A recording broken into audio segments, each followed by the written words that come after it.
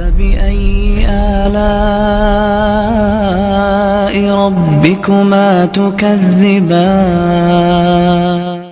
ایک اہم ادب یہ ہے کہ ہم جب بھی گفتگو کریں، جو بھی موضوع ہو، جو بھی ٹاپک ہو، بغیر علم کے نہیں بولیں گے۔ میں بات کو مختصر کرنے کی کوشش کرتا ہوں کہ بغیر علم کے نہیں بولیں گے۔ ایک حدیث میں آپ کے سامنے رکھتا ہوں کہ اللہ کے رسول صلی اللہ علیہ وسلم نے ارشاد فرمایا کہ جب اللہ تعالیٰ کسی عالم کو باقی نہیں رکھے گا تو لوگ اتخذ الناس رؤوسا جہالا، جاہلوں کو اپنا سردار، اپنا عالم، اپنا مفتی بنا لیں گے۔ فسئلوا، اور ایسے جاہلوں سے سوال کیا جائے گا۔ فافتوا بغیر علم، اور ایسے جاہل بغیر علم کے فتویٰ دیں گے۔ فضلوا واضلوا، خود بھی گمراہ ہوں گے اور دوسروں کو بھی گمراہ کریں گے۔ اگرچہ موضوع جو ہے حدیث کا الگ ہے فتوے کے تعلق سے، لیکن یہ ایک عام ادب ہے گفتگو کا کہ ہماری بات، اس میں آپ بات کریں گے تو بہت ساری باتیں آئیں گی۔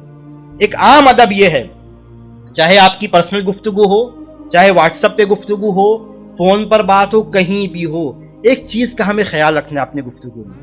کبھی کبھی انسان، شیطان جو ہے وسوسہ ڈالتا ہے اور یہ تعلی پیدا کرتا ہے، گھمنڈ پیدا کرتا ہے۔ میں یہ کیسے کہہ دوں کہ میں نہیں جانتا ہوں؟ بہت سارے لوگ ایسے ہیں جن کی عادت ہو گئی ہے، جو سمجھتے ہیں یا ظاہر کرتے ہیں کہ میں ہر چیز جانتا ہوں۔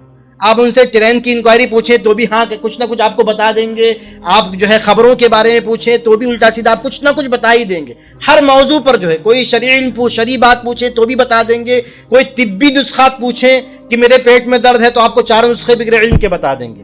اگر آپ کے کان میں درد ہے تو 4 نسخہ بغیر علم کے بتا دیں گے۔ یہ ایک بہت بڑی برائی ہے کہ آپ کو بغیر علم کے کسی بھی مسئلے میں نہیں بولنا ہے اپنی گفتگو میں۔